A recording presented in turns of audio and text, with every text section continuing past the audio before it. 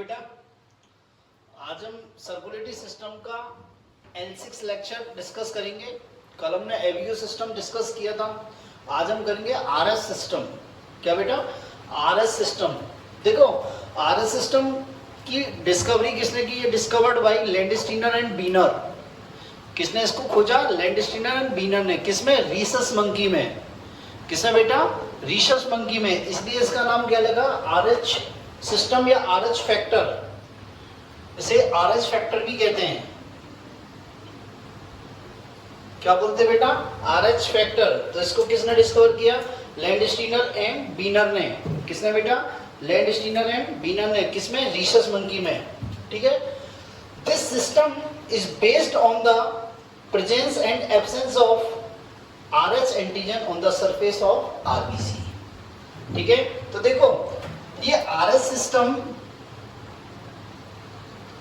किस पर बेस्ड है? एक्चुअली हमारी RBC के ऊपर, एरिथ्रोसाइट के ऊपर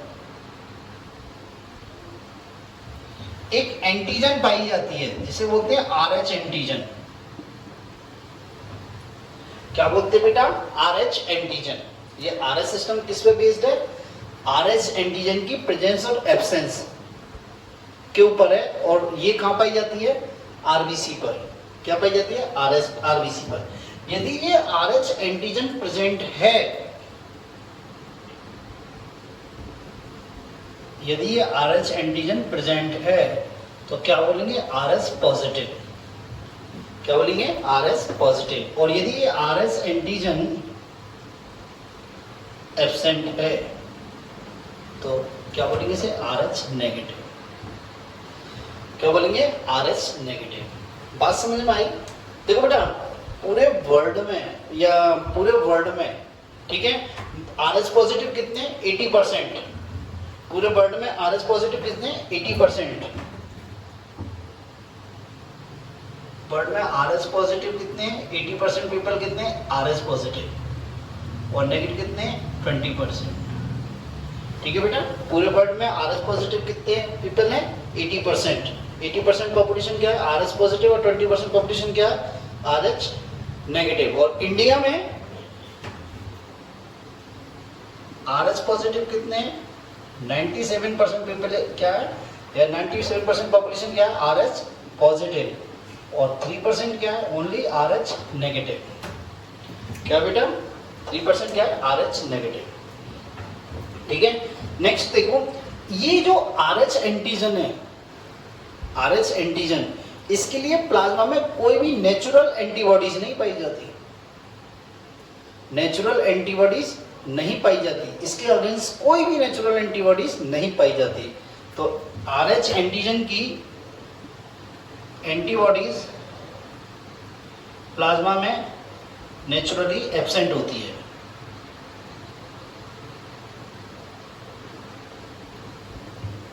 क्लियर है? मतलब RH एंटीजन के अगेंस्ट कोई भी RH एंटीबॉडीज नहीं पाई जाती। किसमें? प्लाज्मा में। टोटली एब्सेंट होती है नेचुरली। पर होता क्या? यदि RH नेगेटिव, क्या बेटा? यदि RH नेगेटिव पर्सन को,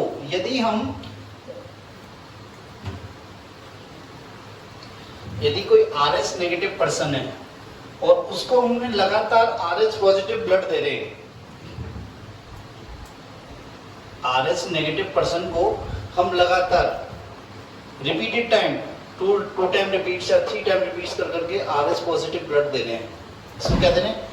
RH पॉजिटिव ब्लड दे रहे हैं। तो क्या होगा बेटा? इसके ब्लड में, इस RH नेगेटिव पर्सन के ब्लड में क्या हो जाएंगी? एंटी RH एंटीबॉडीज जनरेट हो जाएंगी, प्रोड्यूस हो जाएंगी। बात समझ में आई?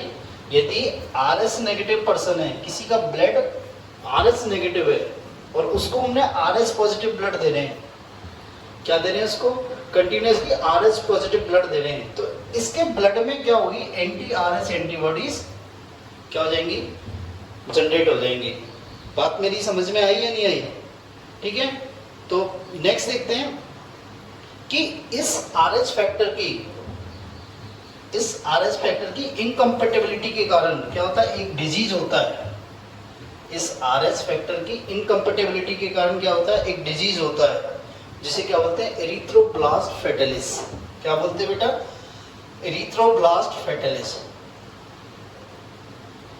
एरिथ्रोब्लास्ट फेटालिस क्या बोलते हैं बेटा, एरिथ्रोब्लास्ट फेटालिस। देखो एरिथ्रोब्लास्ट फेटालिस क्या होता है, एरिथ्रो मींस क्या होता है, एरिथ्रो मींस होता है आरबीसी, ब्लास्ट मींस क्या होता है, ब्लास्ट, और फेटालिस मींस क्या होता है, एम्ब्रियोनिक स्टेज। तो क्या कहते हैं, एम्ब्रियोनिक स्टेज में आरबीसी का ब्लास्ट होना क्या कहलाता है, एरिथ्रोब्लास्ट फेटालिस। क्या कहलाता है बेटा, एरिथ्रोब्लास्ट फेटालिस। ठीक है, देखो आरएस फैक्टर की इनकम्पेटिबिलिटी के कारण एक डिजीज होता है जिसे क्या बोलते हैं, एरिथ्रोब्लास्ट फेटालिस। इंपॉर्टेंट है आरबीएससी में भी, एनसीईआरटी में भी, नीट में भी। ठीक है, बहुत बार क्वेश्चन आप यदि नीट के क्वेश्चन करोगे या आरबीएससी के क्वेश्चन करोगे तो आपको कहीं ना कहीं ये क्वेश्चन मिल जाएगा एरिथ्रोब्लास्ट फेटालिस का हर 1-2 साल के अंदर। ठीक है, तो इसका मतलब क्या है, एम्ब्रियोनिक स्टेज में आरबीसी का ब्लास्ट होना, आरबीसी का फट जाना। ठीक है, तो देखते हैं ये डिजीज क्या होती है और कैसे होती है। होता क्या है बेटा, एक फीमेल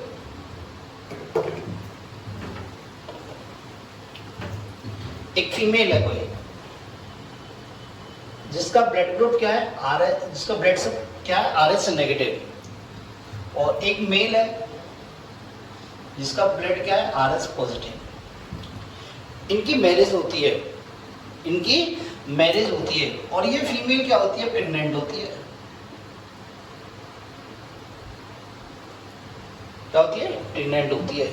यदि इस फीमेल के यूट्रस में यदि आरएच पॉजिटिव बेबी है, first RH positive baby, first RH positive baby है, तो इसको तो एरिथ्रोब्लास्ट फेटालिस नहीं होगा। उसका रीजन मैं अभी बताऊंगा, इसको एरिथ्रोब्लास्ट फेटालिस नहीं होगा। पर यदि ये लेडी अगेन प्रेग्नेंट होती है और इसकी यूट्रस में आरएच पॉजिटिव सेकंड बेबी है, कौन सेकंड बेबी है, तो इस बेबी को क्या होगा, एरिथ्रोब्लास्ट फेटालिस होगा। इस बेबी को क्या होगा, एरिथ्रोब्लास्ट फेटालिस होगा। ठीक है, सेकंड थिंग, इन जो ये बेबी है इनको आरएच पॉजिटिव, ये पॉजिटिव फैक्टर कहां से मिला है, ये पॉजिटिव कहां से मिला है, इस फादर से, इनके फादर से मिला है, मदर से नहीं, फादर से। तो 2 क्वेश्चन पूछता है जनरली यहाँ पे वो, कि कौन सा ग्रुप मैच नहीं करता, वो देता है RH positive, RH negative, RH positive, RH positive, RH negative, RH negative. तो ये 2 ग्रुप यदि ऐसा है कि मेल आरएच पॉजिटिव है, फीमेल आरएच नेगेटिव है, तो ऐसी मैरिज अवॉइड करनी चाहिए। ठीक है, नेक्स्ट ये पूछता है कि कौन सा बेबी अफेक्टेड होगा, तो second RH positive baby affected होगा। ठीक है, नेक्स्ट पूछता है इन बच्चों को आरएच पॉजिटिव फैक्टर कहां से मिला, तो इनको फादर से मिला। ठीक है, तो देखते हैं क्या होगा। देखो बेटा,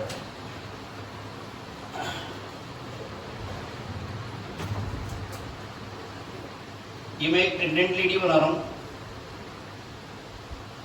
ठीक है, ये मदर है जिसका ब्लड ग्रुप क्या है, आरएच नेगेटिव।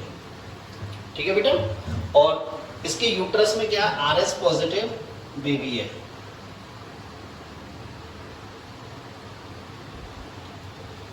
ठीक है बेटा, होगा क्या, कुछ ब्लड, इस बेबी का कुछ ब्लड लीक हो जाएगा और ये मां के ब्लड में आ जाएगा। क्या होगा, कुछ बेबी का ब्लड लीक होगा, लीक होता है ब्लड हल्का फुल्का। ठीक है, प्लेसेंटा से लीक होता रहता है ब्लड, तो ये क्या होता है, मां के ब्लड में आ जाएगा। अब यदि आरएच नेगेटिव पर्सन के ब्लड में आरएच पॉजिटिव ब्लड आ रहा है, यदि इस आरएच नेगेटिव मदर के ब्लड में आरएच पॉजिटिव ब्लड आ रहा है, तो इसमें क्या बन जाएंगी, एंटी आरएच एंटीबॉडीज बन जाएंगी बेटा। क्या बन जाएंगी, एंटी आरएच एंटीबॉडीज बन जाएंगी। दोबारा सुने, ये मदर, ये रेड कलर का क्या है, बच्चा है जो इसके यूट्रस में है, ठीक है। ये आरएस नेगेटिव मदर है और ये बेबी है जो आरएस पॉजिटिव है। तो क्या होगा, इस बेबी का कुछ ब्लड क्या होगा, इस मदर के ब्लड में आएगा, थोड़ा बहुत लीक होता है ब्लड। तो क्या होगा, अब आरएस नेगेटिव ब्लड में आरएस पॉजिटिव ब्लड आ गया तो क्या बनेंगे, एंटी आरएस एंटीबॉडीज बन जाएंगी, ठीक है। अब होता क्या है, ये बेबी ज्यादा अफेक्टेड नहीं होता इससे, क्योंकि एंटीबॉडीज की मात्रा क्वांटिटी बहुत कम होती है। क्या होती है, बहुत कम होती है। अब क्या होगा, जब इस बच्चे की डिलीवरी होगी, तो प्लेसेंटा ब्रेक होगा। क्या होगा बेटा, प्लेसेंटा ब्रेक होगा। अब जब प्लेसेंटा ब्रेक होगा तो ज्यादा मतलब लार्ज अमाउंट ऑफ ब्लड कहाँ जाएगा, बेबी का मदर के ब्लड में आ जाएगा। तो क्या हो जाएगी, इन एंटी आरएस एंटीबॉडीज की मात्रा बढ़ जाएगी, इनकी क्वांटिटी बढ़ जाएगी। बात समझ में आई। ये था फर्स्ट बेबी।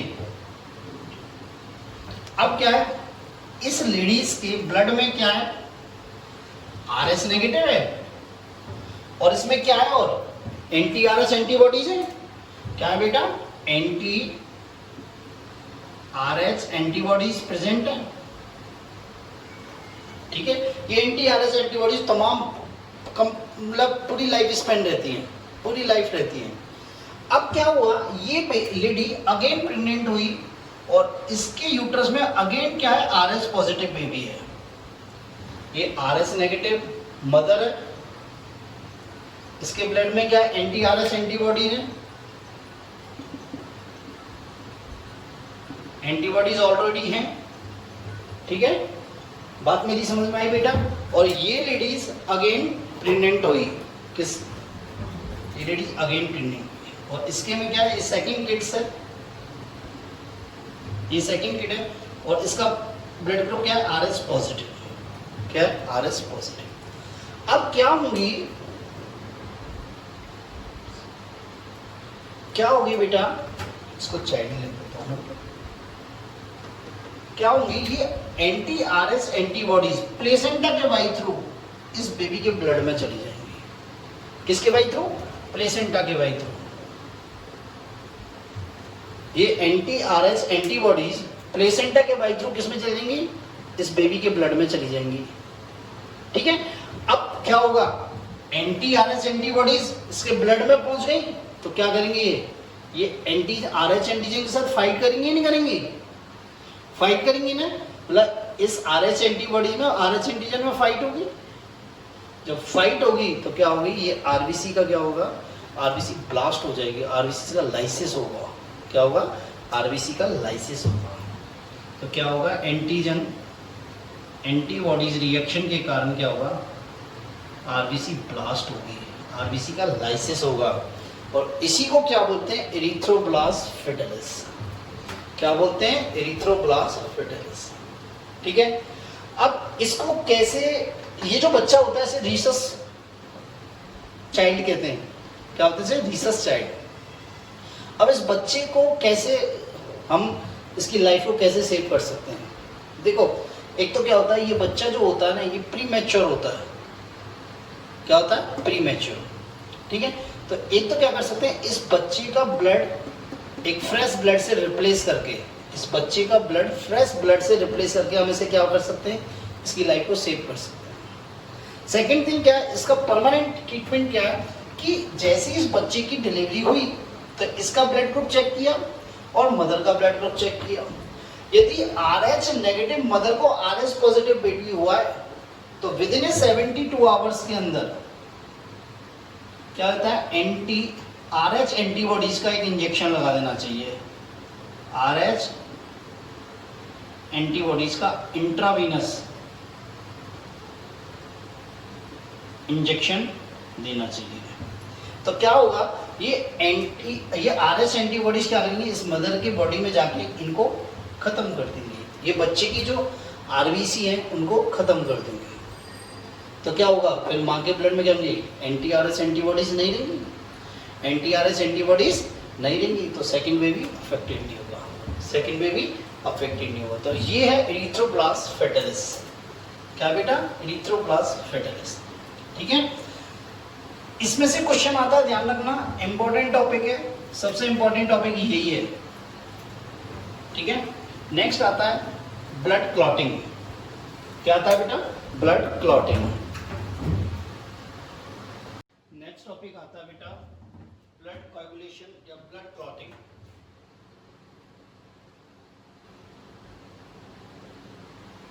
तो बेटा ब्लड क्लॉटिंग क्या होता है? क्या होता है बेटा ब्लड क्लॉटिंग?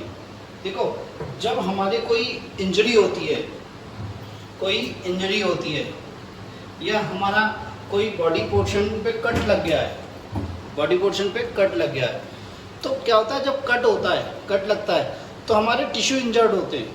एक तो क्या होते हैं, हमारे टिश्यू इंजर्ड होते हैं, और second thing blood vessels injured होती हैं। तो इन ब्लड वेसल से क्या होता है, ब्लड फ्लो होता है आउटसाइड द बॉडी। क्या होता है, ब्लड का फ्लो होता है। देखो, जैसे मान लो ये हमारा बॉडी पोर्शन है कोई भी, अब यहाँ कट लगा तो क्या हुआ, टिश्यू भी इंजर्ड होगा और ब्लड वेसल्स भी इंजर्ड हुई। तो इस ब्लड वेसल से क्या होता है, ब्लड फ्लो होता है। क्या होता है, ब्लड फ्लो होता है। तो होता है क्या बेटा, इस इंजर्ड ब्लड वेसल्स में क्या होता है, जो ब्लड के कंपोनेंट होते हैं, ब्लड के कंपोनेंट क्या होते हैं, एक जेल लाइक सब्सटेंस बनाते हैं। क्या बनाते हैं, जेल लाइक सब्सटेंस। और ये जेल लाइक सब्सटेंस क्या होता है, ब्लड वेसल्स को क्या कर देता है, ब्लॉक कर देता है। और इसको क्या बोलते हैं, क्लॉट। देखो यहाँ इंजर्ड हुई तो ये जो ब्लड के कंपोनेंट्स है, ये क्या कहते हैं, यहाँ जेल लाइक सब्सटेंस बना लेंगे। अब जेल लाइक सब्सटेंस बना लिया इन्होंने, तो ब्लड का फ्लो बंद हो गया। ब्लड का फ्लो क्या हो गया, बंद हो गया। और ये जेल लाइक सब्सटेंस को क्या बोलते हैं, क्लॉट कहते हैं। क्या बोलते हैं, क्लॉट कहते हैं। मेरी बात क्लियर? नेक्स्ट देखो, देखो ये प्रोटेक्टिव मैकेनिज्म है हमारी, क्या है, बॉडी की प्रोटेक्टिव मैकेनिज्म। जैसे वॉमिटिंग प्रोटेक्टिव मैकेनिज्म है, इसी प्रकार ये भी प्रोटेक्टिव मैकेनिज्म है। कैसे, देखो प्रोटेक्टिव मैकेनिज्म, भाई हमारी बॉडी, जब हमारा टिश्यू इंजर्ड हुआ तो इस ब्लड में पैथोजेंस एंटर कर सकते हैं। क्या कर सकते हैं, पैथोजन एंटर कर सकते हैं। तो क्या होता है, ये क्लॉट पैथोजन को एंटर नहीं करने देता, पैथोजन को बॉडी के अंदर एंटर नहीं करने देता। सेकेंड थिंग, ब्लड फ्लो को रिड्यूस करता है या ब्लड फ्लो को स्टॉप करता है, जिससे ब्लड लॉस बचता है। क्या बचता है, ब्लड लॉस बचता है। तो बात मेरी समझ में आई या नहीं आई? ब्लड क्लॉटिंग की समझ में आई कि ब्लड क्लॉटिंग क्या है, प्रोटेक्टिव मैकेनिज्म है। क्या बेटा, प्रोटेक्टिव मैकेनिज्म है, ठीक है। अब देखो ये ब्लड क्लॉटिंग जो होती है बेटा, इस ब्लड क्लॉटिंग में 13 फैक्टर्स इन्वॉल्व होते हैं। 13 ब्लड क्लॉटिंग फैक्टर इन्वॉल्व होते हैं। कितने, 13 ब्लड क्लॉटिंग फैक्टर इन्वॉल्व होते हैं। Various blood clotting factors involve होते हैं, मतलब उनकी संख्या कितनी होती है, 13 होती है। कितनी होती है, 13 होती है। ये blood clotting factor normal condition में, जब हमारे कोई इंजरी नहीं है, जब हमारे कोई इंजरी नहीं है, तो ये क्या इनएक्टिव फॉर्म में रहते हैं। क्या होते हैं, इनएक्टिव फॉर्म में होते हैं। और जैसे ही हमारे कोई इंजरी होती है, ब्लड फ्लो जैसे ही हमारी बॉडी से स्टार्ट होता है, तो ये क्या हो जाते हैं, एक्टिव हो जाते हैं during blood flow outside the body. तो क्या हो जाएंगे, ये एक्टिव हो जाएंगे। क्या हो जाएंगे बेटा, एक्टिव हो जाएंगे, ठीक है। और एक्टिव होकर क्या बनाएंगे, जेल लाइक स्ट्रक्चर बनाएंगे। क्या बनाएंगे, जेल लाइक स्ट्रक्चर, ठीक है। तो नेक्स्ट आता है mechanism of blood coagulation. Mechanism of blood coagulation. देखो मैकेनिज्म ऑफ ब्लड कोएगुलेशन को 3 पार्टों में डिवाइड किया हुआ है। कितने पार्टों में डिवाइड किया हुआ है, 3 पार्ट्स में। देखो मैंने कलर यूज किए हैं, ये फर्स्ट पार्ट है, ये सेकंड पार्ट है और ये थर्ड पार्ट है। तो फर्स्ट आता है release of thromboplastin, releasing of thromboplastin. Second आता है conversion of prothrombin into thrombin, prothrombin into thrombin. और थर्ड आता है conversion of fibrinogen into fibrin and formation of clot, ठीक है। तो देखें पहला, देखो बेटा जब हमारा टिश्यू इंजर्ड हुआ, एक तो इंजर्ड टिश्यू से, ठीक है। अब देखो सेकंड, जब ब्लड वेसल्स इंजर्ड होगी तो हमारा ब्लड जो होगा वो एयर के कांटेक्ट में आएगा, और जैसे ही एयर के कांटेक्ट में आएगा तो प्लेटलेट्स ब्रेकिंग होंगे, प्लेटलेट्स ब्रेक डाउन होगा, प्लेटलेट्स का क्या होगा, ब्रेक डाउन होगा। तो इंजर्ड टिश्यू और ब्रेकिंग ऑफ प्लेटलेट्स या ब्रेक डाउन प्लेटलेट्स, क्या करती हैं, थ्रोम्बोप्लास्टिन रिलीज करती हैं। क्या करती हैं, थ्रोम्बोप्लास्टिन रिलीज करती हैं। ये थ्रोम्बोप्लास्टिन क्या होता है, ग्लाइकोप्रोटीन और ग्लाइकोलिपिड होता है बेटा, ग्लाइकोप्रोटीन एंड ग्लाइकोलिपिड होता है। क्या होता है बेटा, ग्लाइकोप्रोटीन और ग्लाइकोलिपिड। ये थ्रोम्बोप्लास्टिन क्या होता है, क्लॉटिंग फैक्टर 7th और 10th को एक्टिवेट करता है। ये थ्रोम्बोप्लास्टिन क्या करता है, क्लॉटिंग फैक्टर 7th और 10th को एक्टिवेट करता है, ठीक है। और ये सब मिलके एक कॉम्प्लेक्स बनाते हैं, ये सारे मिलके कैल्शियम के साथ एक कॉम्प्लेक्स बनाते हैं, जिसे कहते हैं प्रोथ्रोम्बिन एक्टिवेटर। क्या बोलते हैं बेटा, प्रोथ्रोम्बिन एक्टिवेटर। ये प्रोथ्रोम्बिन एक्टिवेटर क्या करता है, हमारे प्लाज्मा में जो प्रोटीन होती है प्रोथ्रोम्बिन, वो कहती है इनएक्टिव फॉर्म में, प्रो का मतलब इनएक्टिव फॉर्म में, तो ये इनएक्टिव प्रोथ्रोम्बिन को क्या करते हैं, एक्टिव में चेंज करते हैं, थ्रोम्बिन में चेंज करते हैं, एक्टिव फॉर्म में चेंज कर देते हैं। किसमें चेंज कर देते हैं, एक्टिव फॉर्म में चेंज कर देते हैं, ठीक है। अब ये थ्रोम्बिन क्या करती है, प्लाज्मा में जो सोल्यूबल फाइब्रिनोजन प्रोटीन है, प्लाज्मा में जो सोल्यूबल फाइब्रिनोजन प्रोटीन है, उसे क्या कर देगी, इनसोल्यूबल फाइब्रिनोजन प्रोटीन में चेंज कर देगी। इनसोल्यूबल फाइब्रिनोजन प्रोटीन में चेंज कर देगा कौन, थ्रोम्बिन, ठीक है। अब देखो इनसोल्यूबल फाइब्रिनोजन प्रोटीन हमारी बन गई है, सिंथेसाइज हो गया, तो ये क्या हो गई, ये कैल्शियम के साथ कहते हैं फाइब्रिन बना लेती है, छोटे छोटे फाइबर्स बना लेती है, और ये फाइबर्स कहती है नेटवर्क लाइक स्ट्रक्चर बना लेते हैं। क्या बना लेते हैं, नेटवर्क लाइक स्ट्रक्चर, इस प्रकार।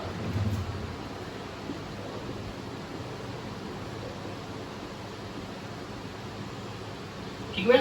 और ये नेटवर्क लाइक स्ट्रक्चर क्या होता है, ब्लड वेसल्स की ओपनिंग पे आके क्या हो जाता है, ये फंस जाता है, और जब और इन जो स्पेस होते हैं इनमें क्या होती है, ब्लड वेसल्स या blood corpuscles, sorry blood corpuscles, blood cells क्या हो जाती हैं, यहाँ पे फंस जाती हैं, ब्लड कार्पल्स यहाँ पे क्या हो जाती है, फंस जाती है, तो ब्लड का फ्लो बंद हो जाता है। तो fibrin fibres network and blood cells क्या बनाती है, क्लॉट बनाती है। क्या बनाती है बेटा, क्लॉट बनाती है, ठीक है। तो नॉर्मल जो क्लॉटिंग टाइम होता है, नॉर्मल जो क्लॉटिंग टाइम होता है वो 2 to 8 मिनट्स होता है। कितना होता है, 2 to 8 मिनट्स होता है। और ब्लीडिंग टाइम जो होता है 1 to 3 मिनट्स होता है, ठीक है बेटा। देखो बेटा एक चीज बताता हूँ, कभी कभी ब्लड क्लॉटिंग नहीं हो पाती, कभी कभी ब्लड क्लॉटिंग नहीं हो पाती, तो इस डिजीज को क्या बोलते हैं, हीमोफीलिया। क्या बोलते हैं, हीमोफीलिया, जो कि हम जेनेटिक्स में आपको ह्यूमन जेनेटिक्स पढ़ाएंगे तो हम इसके बारे में डिस्कस करेंगे। तो आपका ब्लड वाला पोर्शन यहाँ खत्म होता है, नेक्स्ट आता है ब्लड वेसल्स, वो हम नेक्स्ट लेक्चर में डिस्कस करेंगे। ओके बेटा, थैंक यू।